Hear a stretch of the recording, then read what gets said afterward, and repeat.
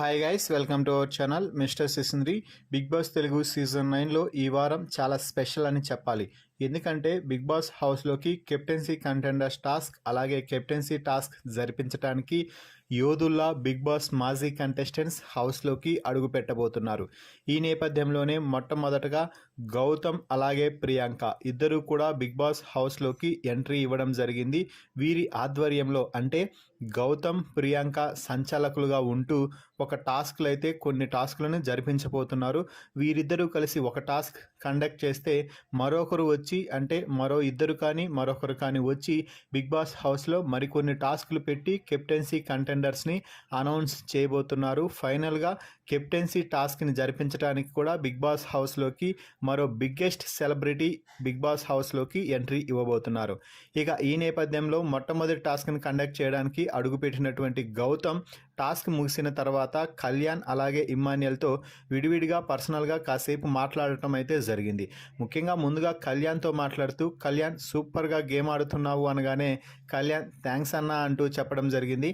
అయితే గౌతమ్ మాట్లాడుతూ కళ్యాణ్కి మరో అద్భుతమైన ఇన్పుట్ అయితే ఇచ్చాడు. అది ఏమిటి అయితే అంటే, కళ్యాణ్ నువ్వు గేమ్ అయితే సూపర్గా ఆడుతున్నావు కానీ ఎప్పుడో ఒకసారి కొంచెం బ్యాలెన్స్ తప్పుతున్నట్టుంది. గేమ్లో మనం విన్నర్గా నిలవాలి అంటే ఏ సమయంలో అయినా కూడా అంటే నిద్రలో కూడా మనం అప్రమత్తంగా ఉండాలి. ఈ బిగ్ బాస్ హౌస్లో ఒక్క క్షణం మనది కాదు అనిపిస్తే మనల్ని తొక్కడానికి వెనుక చాలామంది ఉంటారు. అలాగే నీకు ఇప్పటికే అర్థమై ఉంటుంది నువ్వు ఎవరితో పోటీ పడాలో అంటూ ఇండైరెక్ట్గా తనూజ గురించి అయితే చెప్పడం జరిగింది. సో కామ్ అండ్ కూల్గా ఉండి నీ గేమ్ని నువ్వు ఇంప్రూవ్ చేసుకొని ఇప్పుడు ఎలాగైతే ఉన్నావో అలాగే ఇంకొంచెం గేమ్లో అగ్రెసివ్ నేచర్ పెంచి అందరితో మంచిగా ఉంటూ ముందుకు పో. అప్పుడు నువ్వు అనుకున్న లక్ష్యం ఏదైతే ఉందో అది ఖచ్చితంగా రీచ్ అవుతావు.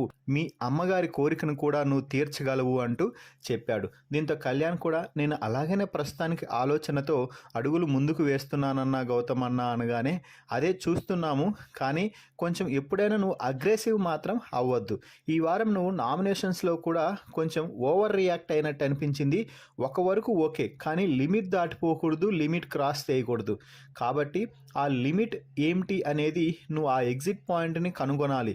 ఆ ఎగ్జిట్ పాయింట్ వరకు మాత్రమే నువ్వు వెళ్ళాలి, ఎగ్జిట్ అయి బయటికి వెళ్ళిపోకూడదు అంటూ గౌతమ్ చాలా క్లారిటీగా అయితే చెప్పడం జరిగింది. ఇక ఆ తర్వాత ఇమ్మాన్యుయల్తో మాట్లాడుతూ గౌతమ్, ఇమ్మాన్యుయల్ గారు మీరు గేమ్ చాలా బాగా ఆడుతున్నారు, మంచిగా ఎంటర్టైన్ చేస్తున్నారు, టాస్కుల్లో ఇరగదీసేస్తున్నారు, అన్నీ బాగున్నాయి, కానీ ఎక్కడో మీరు కొంచెం సేఫ్ అని అందరికీ అనిపించేలా అనిపిస్తుంది.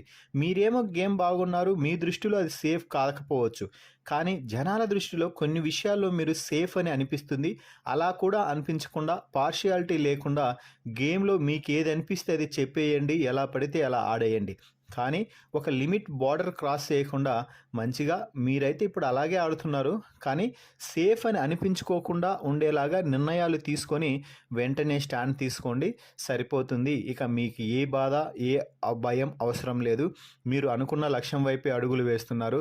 10 వారాలు నామినేషన్స్లోకి ఎలా ఉన్నావు రాకుండా ఇమ్మాన్యుయల్ అంటే ఏదో అన్న అలా కలిసిపోయిందిలే అంటే అలా ఉండకూడదు. నామినేషన్స్లోకి వస్తేనే కదా నీకంటూ కొంతమంది సపోర్ట్ చేస్తున్నారా లేదా అని తెలిసేది. అంటే అందుకే అన్న ఇక కంటిన్యూగా ఉండాలి అనుకుంటున్నాను అంటూ చెప్పడం అయితే జరిగింది.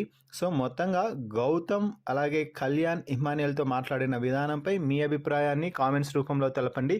మరిన్ని బిగ్ బాస్ లైవ్ అప్డేట్స్ కోసం మన ఛానల్ని చూస్తూ ఉండండి. Please subscribe our YouTube channel mister సిసింద్రి.